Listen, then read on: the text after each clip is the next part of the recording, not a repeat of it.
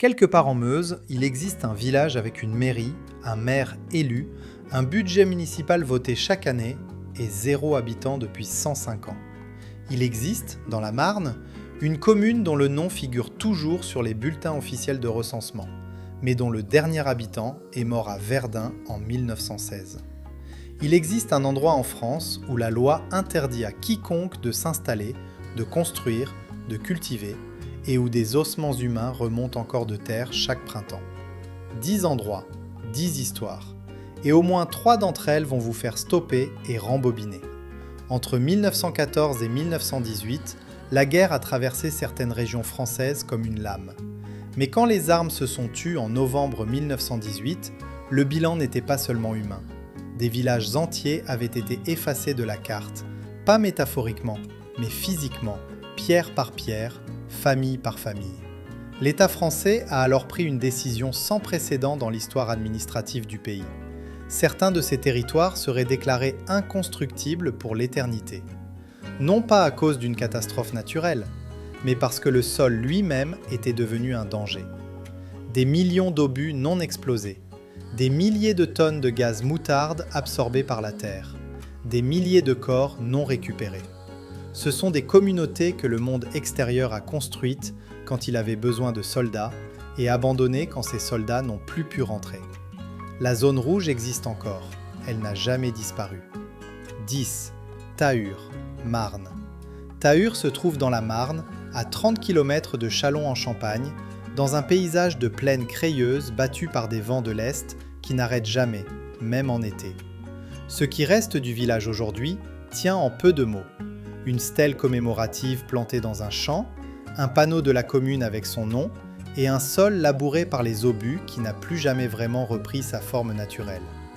Mais il y a 110 ans, Tahur était une commune active de la Marne avec plusieurs centaines d'habitants. Ce qui a suivi était difficile à croire. Au pic de son activité agricole, Tahur comptait des fermes céréalières, un moulin, une église romane, un café et l'école primaire de la commune. Près de 340 personnes cultivaient ces terres crayeuses et les transmettaient de génération en génération. Le matin, les hommes sortaient aux champs avec les chevaux avant l'aube. Les femmes préparaient le pain dans les cuisines où le feu ne s'éteignait jamais de novembre à mars. La plaine de Champagne donnait une récolte maigre mais régulière. C'était une vie de labeur crayeux, de travail patient. En septembre 1915, le village est pris dans les offensives de Champagne. Les combats durent des semaines. En 1918, quand le front se stabilise puis recule, Tahur n'existe plus. Aucun bâtiment n'est resté debout. La commune est déclarée « village mort pour la France » en 1920. La stèle est encore debout exactement là où le centre du village se trouvait. Les archives départementales conservent le dernier recensement de 1911, 342 noms avec profession et adresse. Ces adresses n'existent plus. La plupart des gens passent sur la D77 sans jamais regarder ce panneau. Le numéro 9 est différent de Tahur. Pas une plaine, une vallée encaissée de champagne, où même les arbres replantés après 1918 semblent pousser de travers. 9. Ménil-les-Hurlus, Marne. Ménil-les-Hurlus se trouve dans la Marne, à 25 km de Sainte-Menéhould, dans un paysage de forêt reconstitué après-guerre, dans un secteur de plaine humide où le sol reste gorgé d'eau une partie de l'année, ce qui ralentit encore aujourd'hui la dépollution des munitions enfouies.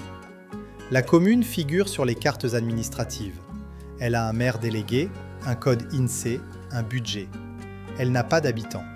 C'est parce que les terres de Ménil-les-Hurlus contiennent encore, selon les estimations des démineurs de l'époque, plusieurs dizaines de milliers d'obus non explosés par hectare.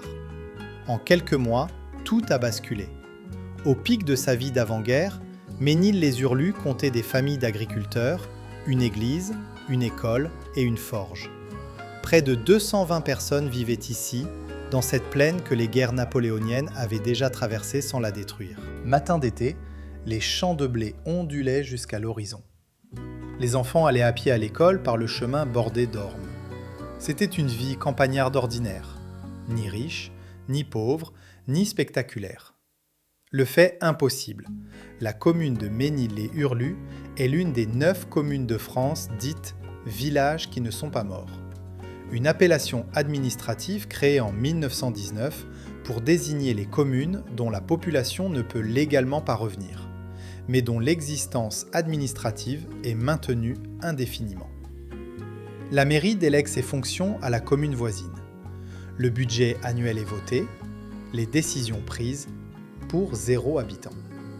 Les fondations de l'église sont encore visibles sous la végétation, exactement là où elles se trouvaient le dernier dimanche de messe. Des tuiles de la toiture effondrées sont encore dans les herbes folles. La plupart des touristes qui viennent en Champagne pour les cimetières militaires ne connaissent pas ce nom. 8. Vaux-de-Vandameloux, Meuse. Vaux-de-Vandameloux se trouve en Meuse, à 12 km de Verdun, dans un paysage de collines boisées exposé à des brumes matinales persistantes. Ce qui reste du village tient dans un espace de quelques centaines de mètres carrés. Un panneau de commune, quelques bosses dans le sol, là où les fondations des maisons ont refusé de s'effacer entièrement, et un monument aux morts avec les noms des habitants tués, souvent dans les mêmes batailles que le fort qui surplombe le village, le fort de Vaux. Mais 120 ans plus tôt, Vaux-de-Vandameloux était une commune agricole avec une vie ordinaire. Ce qui a suivi était difficile à croire. Au pic de sa vie, Vaux-de-Vandameloux comptait des fermes, une église, une école, un café, un four banal collectif. Près de 260 personnes vivaient ici. La commune était connue pour ses jardins potagers et son verger communal, dont les fruits allaient au marché de Verdun chaque automne. Les familles transmettaient leurs terres depuis des générations. Les enfants jouaient dans les ruelles, entre les maisons aux façades de pierre meusienne. En 1916, les combats de Verdun atteignent Vaux. Le village est totalement détruit en quelques semaines. Après-guerre, il est intégré à la zone rouge inconstructible. Pas d'habitants, pas de reconstruction, pas de retour. Un repère en fonte indiquant l'ancienne rue principale est encore fiché dans la terre. Il date de 1925, planté par les géomètres chargés de documenter ce qui avait existé. Rouillé, mais encore lisible. Si vous ne saviez pas quoi chercher, vous marcheriez dessus. 7. Aumont-près-Samonieux, Meuse. Aumont-près-Samonieux se trouve en Meuse, à 10 km de Verdun, enfoncé dans un secteur de forêt, replanté après 1919, sur un terrain encore si chargé en munitions que les forestiers de l'ONF travaillent avec des détecteurs de métaux lors de chaque intervention. La commune a un maire, un conseil municipal, un budget.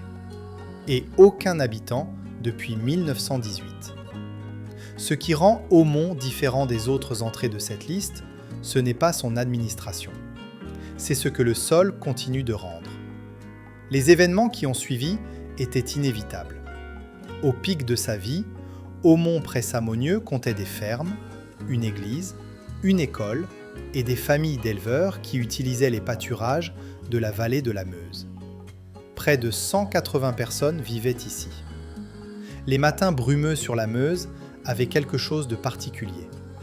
La rivière fumait dans le froid et les bêtes buvaient dans les prairies basses avant que le soleil ne lève la brume. C'était une vie liée à la rivière, aux marées saisonnières, aux crues hivernales maîtrisées. Le détail impossible. Depuis 1920, le service de déminage de la Meuse récupère chaque année des munitions non explosées sur le territoire des communes de la zone rouge. Sur le seul territoire de Aumont et des communes voisines de la même zone, les équipes de déminage ont récupéré, depuis la fin de la guerre, plus de 12 millions d'obus, d'engins et de grenades. 12 millions. Laissez ce chiffre s'installer un instant. C'est le contenu de plusieurs dépôts militaires actifs, encore enfouis sous un sol que l'État interdit de toucher. Les vestiges des fondations de l'ancienne église sont encore visibles lors des périodes de gel, quand le terrain se soulève et révèle. les structures enfouies. Les avis d'interdiction d'accès, que la préfecture de la Meuse renouvelle chaque année, sont encore agrafés aux poteaux forestiers. La plupart des Français ne savent pas que ces communes existent encore légalement. 6. Louvemont-Côte-du-Poivre, Meuse. Louvemont-Côte-du-Poivre se trouve en Meuse, à 9 km de Verdun, sur la ligne de crête qui a donné son nom au lieu, la Côte-du-Poivre, une colline exposée à un vent et constant qui mordait les soldats en 1916, comme il mord aujourd'hui les rares visiteurs. La commune est administrée depuis Verdun. Elle n'a pas d'habitants. Si vous avez pris la D964 entre Verdun et Étain, vous êtes passé tout près. Peut-être avez-vous même aperçu, depuis la route, des panneaux d'interdiction sans comprendre pourquoi. Et tout a changé du jour au lendemain. Au pic de sa vie, Louvemont-Côte-du-Poivre comptait des exploitations agricoles, un hameau de quelques dizaines de maisons, une chapelle et une école primaire. Près de 150 personnes vivaient ici, sur cette crête ouverte au vent. Les familles cultivaient des champs de pommes de terre et de betteraves. Les enfants traversaient le champ pour aller à l'école à pied. Le soir, on voyait les lumières de Verdun au fond de la vallée. En février 1916, les batailles de Verdun atteignent la Côte-du-Poivre. La commune est entièrement détruite en quelques jours. Les habitants avaient été évacués en urgence quelques semaines avant. Certains n'avaient emporté qu'une valise. Les avis préfectoraux d'interdiction de pénétrer sur la zone rouge, datés de 2024, sont encore affichés sur les clôtures forestières, exactement là où les forestiers les ont agrafés lors de la dernière intervention de déminage. Les noms de famille des derniers habitants sont encore dans les registres d'état civil de Verdun. La plupart de ces familles n'ont jamais récupéré leurs terres. Si Louvemont-Côte-du-Poivre vous a déjà convaincu, abonnez-vous, la suite est encore plus injuste à croire. 5. Cumières-le-Morhomme, Meuse. Cumières-le-Morhomme se trouve en Meuse, à 8 km de Verdun, au pied d'une colline qui porte l'un des noms les plus sombres de la géographie française, le Morhomme. Ce nom existait avant 1914. Après 1918, il a pris une résonance différente. La commune est administrée depuis Verdun. Elle n'a pas d'habitants. Elle a un nom qui ne s'oublie pas. Mais 60 ans avant la guerre, le Morhomme était surtout une colline au bord de la Meuse. Ce qui a suivi était difficile à croire. Au pic de sa vie, Cumières-le-Morhomme comptait un village agricole en bord de Meuse avec des familles de pêcheurs, des maraîchers et des carriers qui exploitaient la pierre meusienne. Près de 320 personnes vivaient ici. La rivière apportait une vie particulière. Les bateaux de bois plats remontaient jusqu'à Verdun chargés de pierres. Les enfants allaient pêcher le soir dans les bras calmes de la Meuse. Les femmes lavaient le linge au bord de l'eau sur des planches de bois. C'était une vie liée à la rivière, aux pierres et au bois. En mars 1916, les combats pour le Morhomme commencent. Ils dureront des mois. Quand ils cessent, la colline a changé de forme. Le village n'existe plus. Ses habitants avaient fui ou étaient morts. Pas de reconstruction, pas de retour, pas de réparation. Les archives militaires françaises conservent encore les cartes d'artillerie montrant les positions de tir sur la commune de Cumières, des cercles concentriques couvrant chaque maison, chaque rue, chaque bâtiment. Ces cartes étaient les ordres de destruction. La plupart de ces familles n'ont jamais été indemnisées pour leur maison. La plupart continuent. C'est tout. 4. Orne, Meuse. Orne se trouve en Meuse, à 15 km de Verdun, dans un paysage de forêt secondaire replanté sur un terrain qui ne redeviendra jamais agricole, selon les conclusions des études géotechniques réalisées après 1918. La commune a un maire élu, un conseil municipal, un budget annuel et 0 habitant depuis 106 ans. Le maire d'Orne est nommé parmi les conseillers municipaux de la commune de rattachement. Il n'a jamais vécu à Orne. Ce qui rend Orne différent des autres entrées de cette liste, c'est ce que la mairie d'Orne vote encore chaque année. En quelques mois, tout a basculé. Pic de sa vie, Orne comptait une église, une école primaire, un café, une ferme collective et des maisons de pierre aux toits de tuiles. Près de 510 personnes vivaient ici. La commune était connue pour ses prairies de fauche, qui donnaient un foin de qualité pour les élevages de la région. Les familles transmettaient les maisons depuis 3 générations. Les enfants connaissaient tous les voisins par leur prénom. C'était une vie de village meusien ordinaire, paisible, circulaire, cohérente. Les bombardements de 1916 ont détruit Orne en moins de 3 semaines. La commune a été déclarée morte pour la France en 1921. Le fait impossible. Depuis 1921, la commune d'Orne vote un budget municipal chaque année. Ce budget finance principalement l'entretien du monument aux morts et la participation aux cérémonies commémoratives. En 105 ans de budget voté, la commune n'a jamais eu un seul contribuable sur son territoire. Pour une commune qui avait construit une vie complète sur ses prairies et ses pierres, voilà ce qui reste. Un budget commémoratif, voté par des élus qui habitent ailleurs, pour un village que personne ne peut rejoindre. La plupart des Français n'ont jamais entendu ce nom. Le numéro 3 a survécu à tout, sauf à une décision prise à Paris en 1918, signée en quelques paragraphes, qui a effacé une communauté de 5 siècles d'existence en quelques semaines. 3. Beaumont-en-Verdunois, Meuse. Beaumont-en-Verdunois se trouve en Meuse, à 11 km de Verdun, dans un paysage de collines boisées et de prairies reconstituées que le sol empoisonné rend encore inutilisable pour l'agriculture. La commune a un maire élu, un conseil municipal, un budget et 0 habitant depuis 1916. Elle est l'une des 9 communes de France classées « villages qui ne sont pas morts » depuis 1919. Ce qui rend Beaumont différent des autres communes de la zone rouge, ce n'est pas son statut, c'est sa persistance administrative. Les événements qui ont suivi étaient inévitables. Au pic de sa vie, Beaumont-en-Verdunois comptait des fermes, une église gothique dont le clocher était visible depuis la plaine, une école primaire avec 2 classes, un forgeron et un instituteur que tous les habitants connaissaient de nom. Près de 580 personnes vivaient ici depuis plusieurs générations.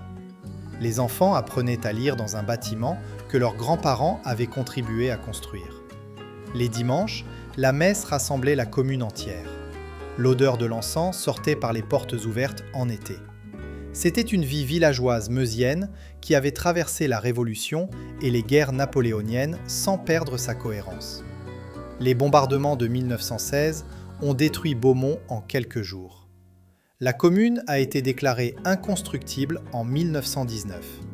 Le détail qui doit sonner fabriqué, depuis 1919, la commune de Beaumont-en-Verdunois a eu des maires successifs. Des hommes et des femmes qui ont prêté serment devant le préfet de la Meuse, qui ont siégé dans des conseils municipaux, qui ont voté des budgets, sans qu'aucun d'entre eux n'ait jamais eu un administré. Le registre des délibérations du conseil municipal de Beaumont-en-Verdunois, commencé en 1919, contient plus de 100 ans de décisions, pour 0 résident. Pour un endroit qui avait construit 5 siècles de vie communautaire, voilà ce qui reste. Un registre de délibération, une case sur un formulaire administratif, et un nom qui tient debout uniquement parce que la République française a décidé qu'il devait tenir debout. La plupart des gens qui visitent Verdun ne savent pas que Beaumont existe encore administrativement. La plupart continuent, c'est tout. Le numéro 2 est différent de tout ce que vous venez de voir. Pas juste un village disparu, une commune qui est devenue le symbole de tout ce que cette liste représente. 2. Bezonvaux, Meuse. Bezonvaux se trouve en Meuse, à 16 km de Verdun, dans un secteur de la forêt du Verdunois si chargé en munitions chimiques non explosées que les forestiers travaillent en équipement de protection intégrale lors de toute intervention. La commune a un maire, un budget, un code INSEE. Elle n'a pas d'habitants depuis 1916. Son territoire contient, selon les estimations du ministère de la Défense, plusieurs dizaines de milliers d'obus au gaz moutarde encore. Actifs. Ce qui rend Bezonvaux différent des autres communes de zone rouge, c'est ce que le sol continue de libérer chaque printemps. Ce qui a suivi était difficile à croire. Au pic de sa vie, Bezonvaux comptait des fermes, une église, une école, 2 cafés et des familles d'éleveurs dont certaines remontaient au XVIIe siècle dans les registres paroissiaux de Verdun. Près de 630 personnes vivaient ici. Les marchés mensuels attiraient les communes voisines. L'automne, les pommes de verger locaux allaient au cidrier de Verdun. Les familles échangeaient les plants de légumes, des recettes de confiture, des nouvelles des enfants partis faire leur service. C'était une vie ordinaire et dense, ancrée dans une continuité de siècles. Le fait impossible, les gaz de combat utilisés dans la région de Bezonvaux entre 1916 et 1918, hypérite, phosgène, chlore, se sont partiellement solidifiés dans le sol argileux de la région. Ces résidus restent actifs. Des analyses de sol conduites en 2018 ont confirmé la présence de composés organochlorés issus de ces gaz dans des concentrations qui rendraient le terrain inutilisable pour toute culture alimentaire. Ces composés mettent, selon les études, entre 500 et 1000 ans à se dégrader naturellement. Pour une commune qui cultivait ses champs depuis le Moyen Âge, voilà ce qui reste. Un sol qui ne peut pas être labouré, une forêt qui ne peut pas être exploitée sans protection, et une interdiction légale de s'y installer qui court, selon toute projection scientifique, jusqu'au XXVe siècle. La plupart des décisions juridiques françaises ont une durée de vie de quelques décennies. Celle-ci court sur plusieurs siècles. Le numéro 1 est différent de tout le reste de cette liste. Pas parce qu'il est le plus détruit, ni le plus dangereux, parce qu'il est le plus connu, le plus symbolique, et parce que ce qui lui est arrivé administrativement depuis 1918 dépasse tout ce qu'on vient de voir. 1. Fleury de Vendouaumont, Meuse. Fleury de Vendouaumont se trouve en Meuse, à 9 km de Verdun, sur le secteur de la bataille de Verdun le plus intense de tout le conflit. Ce qui reste du village tient dans un pré. Des stèles numérotées indiquant l'emplacement de chaque maison disparue, un panneau de commune et un ossuaire visible depuis le village fantôme, l'ossuaire de Douaumont, qui contient les restes non identifiés de plus de 130 000 soldats français et allemands. Ce qui rend Fleury différent de tout ce que vous venez de voir, c'est la densité de ce qui s'est passé ici en un seul été. En quelques mois, entre juin et août 1916, Fleury de Vendouaumont a changé de main 19 fois. 19 reprises du village en 75 jours. Pas une guerre de tranchées statiques, une guerre de mètres, d'heures, de maisons reprises maison par maison. Chaque famille qui avait vécu ici avait un oncle, un frère, un père qui combattait sur ce sol précis. Au pic de sa vie, Fleury de Vendouaumont comptait une église, une école primaire, une forge, un café-épicerie, un bureau de poste et des maisons de pierre qui formaient un village compact et soudé, à l'image de toutes les communes meusiennes de l'époque. Près de 422 personnes vivaient ici. Les enfants jouaient dans la rue centrale. Les dimanches, la commune se retrouvait à la messe, puis au café. C'était une vie de village qui ne pressentait rien de ce qui allait arriver, parce que rien ne pouvait être pressenti. En 1916, le village est entièrement détruit. Ses habitants, évacués 2 ans plus tôt, ne reviennent jamais. La commune est déclarée morte pour la France en 1923. Le fait qui doit sonner fabriqué, mais qui est documenté à la ligne près. Depuis 1923, Fleury de Vendouaumont a eu des maires élus successifs. Elle a un conseil municipal, elle vote un budget, elle participe aux délibérations intercommunales. Et lors de chaque cérémonie du 11 novembre, le maire de Fleury prend la parole au nom d'une commune qui n'a plus un seul habitant depuis 108 ans. Son discours représente 422 personnes qui sont mortes ou qui ont disparu dans l'exil. 422 personnes. Laissez ce chiffre s'installer un instant. Pour un endroit qui avait réussi à traverser la Révolution, l'Empire, 2 guerres napoléoniennes, des décennies de crise agricole, voilà ce qui reste. 19 stèles numérotées dans un pré, un maire élu pour 0 administré, et un sol qui rend encore des eaux au printemps, quand les gelées remontent ce que la terre n'arrive pas à digérer. La République française maintient Fleury en vie, parce que la laisser mourir administrativement serait une seconde mort. La plupart des gens comprennent cette décision. La plupart continuent. C'est tout. Il y a en zone rouge d'autres communes comme Fleury. Des noms sur des cartes, des budgets dans des fichiers, des maires sans administrer. Certaines de ces communes ne seront jamais habitées. Pas dans ce siècle. Peut-être pas dans le suivant. Si tu connais un endroit comme cela, laisse son nom en commentaire. On l'a peut-être déjà trouvé, on ne l'a peut-être pas encore trouvé.